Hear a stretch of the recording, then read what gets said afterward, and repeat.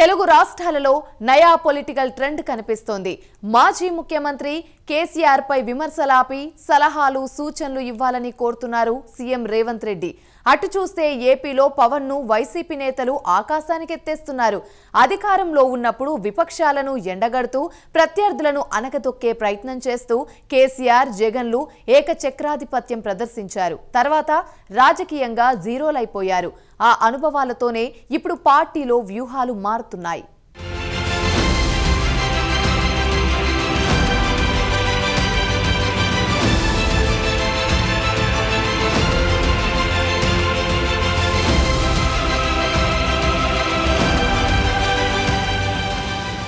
తమిళనాడులో అన్నాడీఎంకే గద్దె దిగి డీఎంకే అధికారంలోకి వచ్చింది. ప్రభుత్వం మారాక కూడా ముఖ్యమంత్రి స్టాలిన్ గత ప్రభుత్వం అమలు చేసిన పథకాలను పేర్లు కూడా మార్చకుండా యథాతథంగా అమలు చేస్తున్నారు. తమిళనాడులో జయలలిత పేరుతో ఏర్పాటైన అమ్మ క్యాంటీన్లు కొనసాగిస్తున్నారు. అదేవిధంగా జయలలిత బొమ్మలు ఉన్న స్కూలు బ్యాగులు పంపిణీ చేస్తున్నారు. అదే స్ఫూర్తితో తెలుగు రాష్ట్రాల్లో కూడా రాజకీయ పార్టీలు వ్యూహం మార్చినట్లు కనిపిస్తున్నాయి.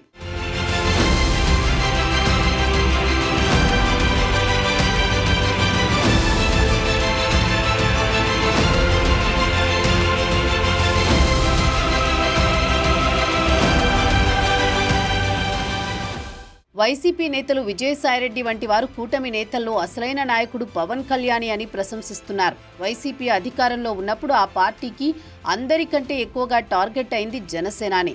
పవన్ కళ్యాణ్ ను దత్తపుత్రుడు, పెళ్లాలు, పెళ్లిళ్లు అని తెగతిట్టిపోశారు. ఆఖరికి జగన్ సైతం పవన్ వ్యక్తిగత జీవితంపై విమర్శలు గుప్పించారు. అలాంటిప్పుడు డిప్యూటీ సీఎంని వైసీపీ నేతలు విమర్శించడం కాదు కదా, ఏకంగా ఆకాశానికి ఎత్తేస్తున్నారు.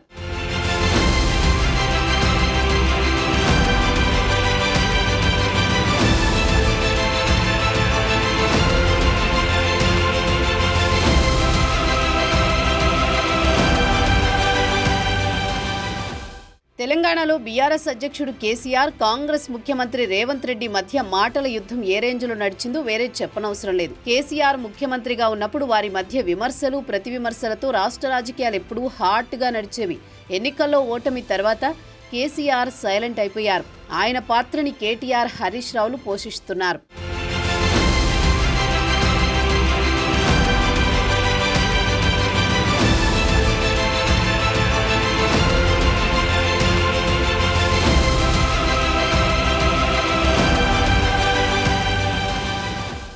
మొన్నటి వరకు కేసీఆర్ను ఒక రేంజ్లో టార్గెట్ చేసిన రేవంత్ రెడ్డి ఒకంత ట్రెండ్ మార్చినట్లు కనిపిస్తున్నారు. ఇప్పుడు సలహాలు ఇవ్వండి, సూచనలు చేయండని అడుగుతున్నారు. గతంలో కేసీఆర్, జగన్ తామే గొప్ప అన్నట్లుగా రాజకీయాలు చేసి జీరోలైపోయారు.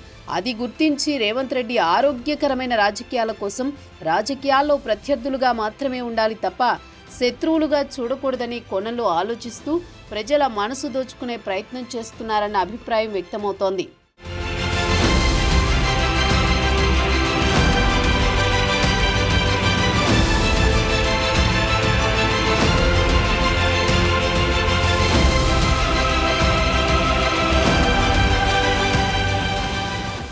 ఏపీలో కూడా పవన్ కళ్యాణ్ విషయంలో చాలా ఎక్కువ చేశామని వైసీపీ ఫీల్ అవుతోందట. దాన్ని ఇంకా సాగదీస్తే ఓ వర్గం కంప్లీట్గా దూరమవుతుందని భయం వైసీపీ పెద్దలకు పట్టుకున్నట్టు కనిపిస్తోందంటున్నారు.